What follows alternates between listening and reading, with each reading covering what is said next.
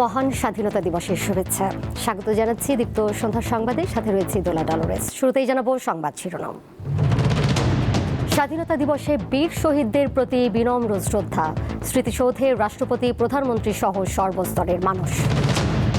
আবারও স্বাধীনতা দিবসে ফিরল সামরিক কুচকাওয়াজ, প্যারেড গ্রাউন্ডের প্রতিরক্ষা সক্ষমতা প্রদর্শন। দৌলতদিয়া ফেরিঘাটে বাস ডুবির ঘটনায় শিশু সহ ২৬ জনের মরদেহ উদ্ধার, ঘটনা তদন্তে দুটি কমিটি।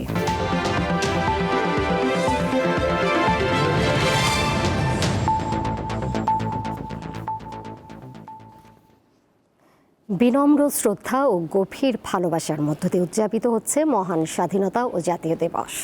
বৃহস্পতিবার ভোর থেকে মহান মুক্তিযুদ্ধের বীর শহীদদের স্মরণে ফুলে ফুলে ভরে ওঠে সাভারের জাতীয় স্মৃতিসৌধ। শ্রদ্ধা জানান রাষ্ট্রপতি ও প্রধানমন্ত্রী সহ সর্বস্তরের মানুষ। গৌরবোজ্জ্বল ইতিহাস রচনার সূচনা দিন মহান স্বাধীনতা ও জাতীয় দিবস।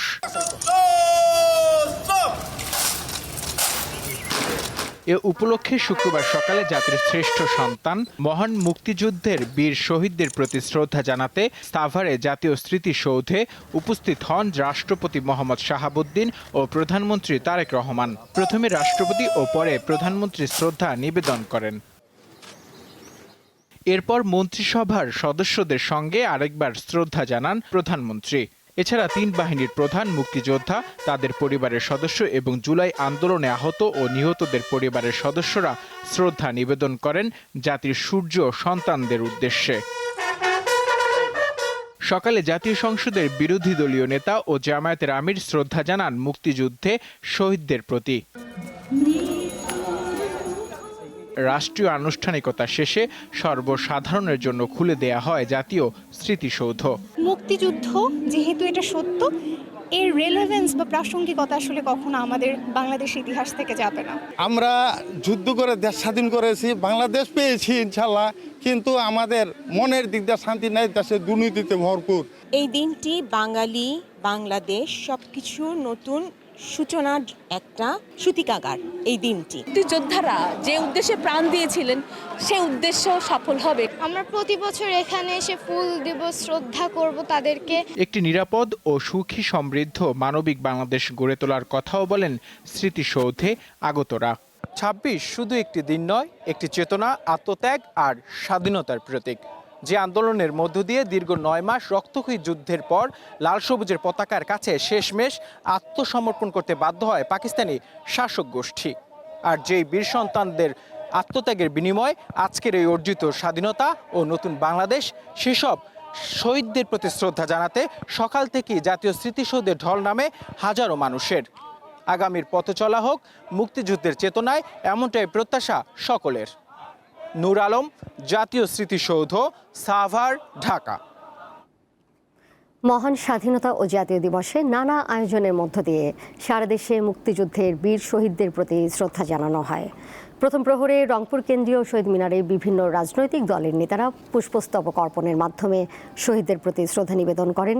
চট্টগ্রামের কাট্টলিতে নির্মিত অস্থায়ী স্মৃতিসৌধে সূর্যোদয়ের সঙ্গে সঙ্গে ৩১ বার তোপধ্বনির মধ্য দিয়ে স্বাধীনতা দিবসের শ্রদ্ধা নিবেদনের আনুষ্ঠানিকতা শুরু হয়। সেখানে পুলিশের একটি চৌকস দল রাষ্ট্রীয় সম্মান প্রদর্শন করে। যশোরে নানা আয়োজনের মধ্য দিয়ে উদযাপিত হয় মহান স্বাধীনতা ও জাতীয় দিবস। গাজীপুরের বঙ্গতাজ অডিটোরিয়ামে শহীদ মুক্তিযোদ্ধা পরিবার ও বীর মুক্তিযোদ্ধাদের সংবর্ধনা দেওয়া হয়। লক্ষ্মীপুর কালেক্টরেট ভবন প্রাঙ্গণে ৩১ বার তোপধ্বনির পর মুক্তিযুদ্ধ স্মৃতিফলকে পুষ্পার্ঘ্য অর্পণ করা হয়।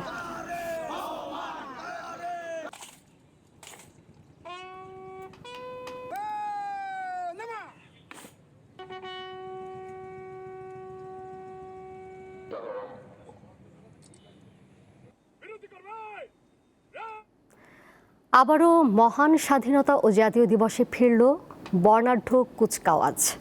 বৃহস্পতিবার রাজধানীর জাতীয় প্যারেড গ্রাউন্ডে অনুষ্ঠিত কুচকাওয়াজে দেশের প্রতিরক্ষা সক্ষমতা প্রদর্শন করা হয়। কুচকাওয়াজে সালাম গ্রহণ করেন রাষ্ট্রপতি মোহাম্মদ শাহাবুদ্দিন। উপস্থিত ছিলেন প্রধানমন্ত্রী তারেক রহমান সহ দেশি বিদেশি অতিথিরা। বৃহস্পতিবার জাতীয় প্যারেড গ্রাউন্ডে মহান স্বাধীনতা ও জাতীয় দিবসের কুচকাওয়াজে যোগ দেন রাষ্ট্রপতি মোহাম্মদ শাহাবুদ্দিন ও প্রধানমন্ত্রী তারেক রহমান। কুচকাওয়াজে সালাম গ্রহণ করেন রাষ্ট্রপতি। প্যারেড উপঅধিনায়ক মহামান্য রাষ্ট্রপতি প্যারেড গ্রাউন্ডে সেনা, নৌ ও বিমান বাহিনীর অংশগ্রহণে স্থল ও আকাশে প্রদর্শিত হয় দেশের প্রতিরক্ষা সক্ষমতা এবং শান্তিকালীন সময়ে জাতীয় তিন বাহিনীর পাশাপাশি বিভিন্ন আইন শৃঙ্খলা বাহিনীর সদস্যরাও কুচকাওয়াজে অংশ নেন। প্যারেড কমান্ডার নবম পদাতিক ডিভিশনের জিওসি মেজর জেনারেল আসাদুল হক ঘোড়ায় চড়ে প্রবেশের মধ্য দিয়ে শুরু হয় মূল আয়োজন। এবারের কুচকাওয়াজে সাজোয়াজান, artillery, signals, east Bengal air defence services, নৌবাহিনী ও আধুনিক ইনফ্যান্ট্রি কন্টিনজেন্ট অংশ নেয়। আকাশপথে প্যারাট্রুপাররা জাতীয় পতাকা নিয়ে অবতরণ করেন। একই সঙ্গে বিমান বাহিনীর বিভিন্ন কৌশল প্রদর্শিত হয়। সবশেষে যুদ্ধবিমান MiG-29 রাষ্ট্রপতিকে সালাম জানানোর মধ্য দিয়ে সমাপ্তি হয় মহান স্বাধীনতা দিবসের কুচকাওয়াজ। সঞ্জিদা প্লাবনী, দীপ্ত সংবাদ, ঢাকা। যাচ্ছি ভিন্ন প্রসঙ্গে। রাজবাড়ীর দৌলতদিয়া ঘাটে পদ্মা নদীতে বাসডুবির ঘটনায় এখন পর্যন্ত শিশুসহ ২৬ জনের মরদেহ উদ্ধার করা হয়েছে। বেশিরভাগ মরদেহ স্বজনদের কাছে হস্তান্তর করেছে প্রশাসন। নতুন কোনো নিখোঁজ সংবাদ না পাওয়া পর্যন্ত স্থগিত রয়েছে উদ্ধার অভিযান। ঘটনা তদন্তে 2টি কমিটি গঠন করা হয়েছে। সাভার সিআরপির অকুপেশনাল থেরাপিস্ট আয়েশা আক্তার সোমা বুধবার দৌলতদিয়া ফেরিঘাটে বাসটি যখন ডুবে যায় তখন তার সাথেই ছিল ৮ মাসের শিশু সন্তান আরশান। স্বামী নুরুজ্জামান আরেক সন্তান নওরিনকে নিয়ে বেরিয়েছিলেন নদী দেখাতে। মাত্র কয়েক সেকেন্ডের ব্যবধানে একটি সাজানো সংসার তছনছ হয়ে যায়। পরিবারের সাথে ঈদ করে ঢাকায় ফেরা পরিণত হয় শোকের মাতমে। বাস যখন স্টার্ট দিতে দিতেই বাস ব্রেক ফেল হয়ে গেল। ব্রেক ফেল হয়ে স্লোপ ছিল, তো স্লোপের কারণে মানে বাসটা যে একটু সামনের দিকে হেলে গেল। হেলে যাওয়ার পরে যাইতে যাইতে মানে ড্রাইভার আর কন্ট্রোলই করতে পারলো না। এই পরিবারটির মতো এমন মর্মান্তিক মৃত্যু হয়েছে আরো অনেকের। সেই তালিকায় বৃহস্পতিবার দুপুর পর্যন্ত ১১ জন নারী, ৭ জন পুরুষ এবং ৮ শিশু রয়েছে। গতকাল থেকে এখন পর্যন্ত আমরা আমাদের ডুবুরিদের সাহায্যে মোট ২৬ জনকে আমরা উদ্ধার করতে সক্ষম হয়েছি। আর কোনো মিসিং আছে কিনা এটা আমরা বিভিন্ন ব্যক্তিবর্গ, স্থানীয় প্রশাসন এবং মিডিয়া বিভিন্ন সূত্র থেকে আমরা নিশ্চিত করার চেষ্টা করছি। পরিচয় নিশ্চিত হওয়ার পর মরদেহগুলো একে একে পরিবারের কাছে হস্তান্তর করা হয়। আপনারা জেনেছেন যে তদন্ত কমিটিও গঠন করা হয়েছে। তদন্ত কমিটি তাদের কাজ চলমান আছে। যোগ ব্যবস্থাপনা ত্রাণ মন্ত্রণালয় থেকে যেটা বরাদ্দ থাকে মৃত ব্যক্তির জন্য ২৫,০০০ টাকা তাদের পরিবারবর্গ পাবে। এই ভয়াবহ দুর্ঘটনার কারণ অনুসন্ধান ও দায় নির্ধারণে পৃথক 2টি তদন্ত কমিটি গঠন করেছে জেলা প্রশাসন এবং নৌ পরিবহন মন্ত্রণালয়। সাইফুর রহমান শিশির, দীপ্ত বার্তাকক্ষ। মহান স্বাধীনতা ও জাতীয় দিবসে বর্ণাঢ্য শোভাযাত্রা করেছে বাংলাদেশ ইসলামী ছাত্র শিবির। বৃহস্পতিবার সকালে সংগঠনটির ঢাকা মহানগরের উদ্যোগে জাতীয় মসজিদ বায়তুল মোকাররমের উত্তর গেট থেকে শুরু হয় এই শোভাযাত্রা। জাতীয় প্রেস ক্লাব, হাইকোর্ট ও রমনা প্রদক্ষিণ করে শাহবাগে গিয়ে শোভাযাত্রাটি শেষ হয়। এ সময় মহান মুক্তিযুদ্ধের সকল শহীদদের আত্মার মাগফিরাত কামনা করেন তারা। বলেন, স্বাধীনতার এত বছর পর দেশের জনগণ স্বাধীনতার স্বাদ গ্রহণ করতে পারেনি। দুর্নীতি, অনিয়ম ও চাঁদাবাজরা দেশের অগ্রগতি বাধাগ্রস্ত করছে, কিন্তু এই অবস্থা আর চলতে দেয়া হবে না।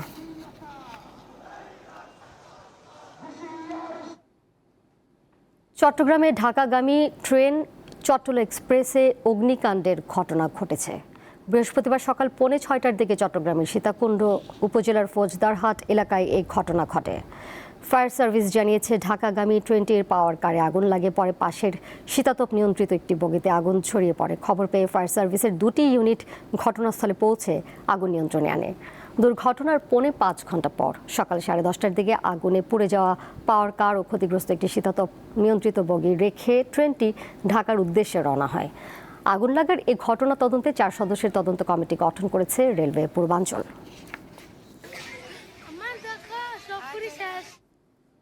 আন্তর্জাতিক প্রসঙ্গ। পরাজয় মেনে না নিলে ইরানকে আগের চেয়ে অনেক বেশি কঠোর আঘাত সহ্য করতে হবে বলে হুঁশিয়ারি দিয়েছে যুক্তরাষ্ট্র।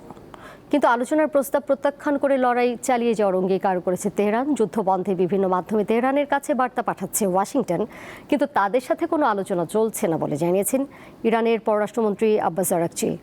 যুক্তরাষ্ট্রের 15 দফা প্রস্তাব প্রত্যাখ্যান করে যুদ্ধ বন্ধে 5টি শর্ত দিয়েছে তেহরান। এমন পরিস্থিতিতে পাল্টাপাল্টি হামলা অব্যাহত রেখেছে ইরান ও ইসরায়েল। এদিকে হরমুজ প্রণালী দিয়ে বাংলাদেশ, ভারত, চীন, রাশিয়া ও পাকিস্তানের জাহাজ চলাচলের অভয় দিয়েছে ইরান।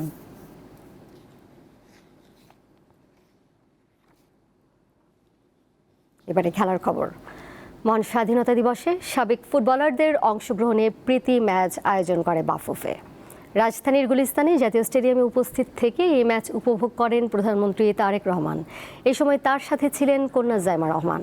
বিকাল 4টায় প্রধানমন্ত্রী জাতীয় স্টেডিয়ামে প্রবেশ করেন। দেশের সাবেক ফুটবলারদের সমন্বয়ে গড়া লাল ও সবুজ দলের সবার সঙ্গে হাত মিলান তিনি। ফুটবলার ও রেফারিদের সাথে সৌজন্য সাক্ষাতের পর পুরো স্টেডিয়াম প্রদক্ষিণ করেন প্রধানমন্ত্রী। পরে ফুটবলার ও ম্যাচ রেফারিদের সাথে ফটো সেশন করেন। এরপর ডাগআউটে বসে খেলা উপভোগ করেন তারেক রহমান।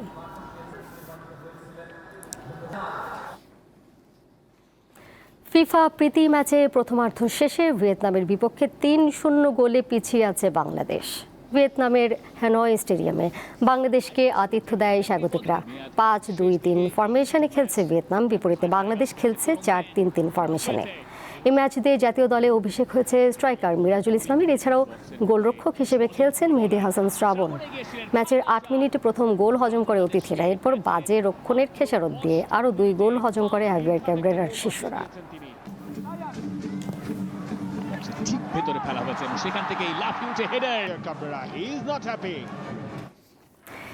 এর সাথে শেষ করব দীপ্ত সন্ধ্যার সংবাদ। যাবার আগে শিরোনামগুলো জেনে দিব আরও একবার। স্বাধীনতা দিবসে বীর শহীদদের প্রতি বিনম্র শ্রদ্ধা।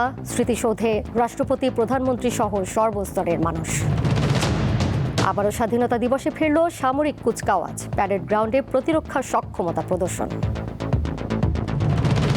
দৌলতদিয়া ফেরিঘাটে বাসডুবির ঘটনায় শিশু সহ 26 জনের মরদেহ উদ্ধার। ঘটনা তদন্তে 2টি কমিটি। এই ছিল এখনকার মতো। পরের সংবাদ দেখবেন রাত 11টায়। এছাড়াও আরও তথ্য এবং বিনোদনের নানা খবর জানতে যুক্ত থাকুন দীপ্ত ডিজিটাল প্ল্যাটফর্মে। ধন্যবাদ সবাইকে এতক্ষণ সাথে থাকার জন্য।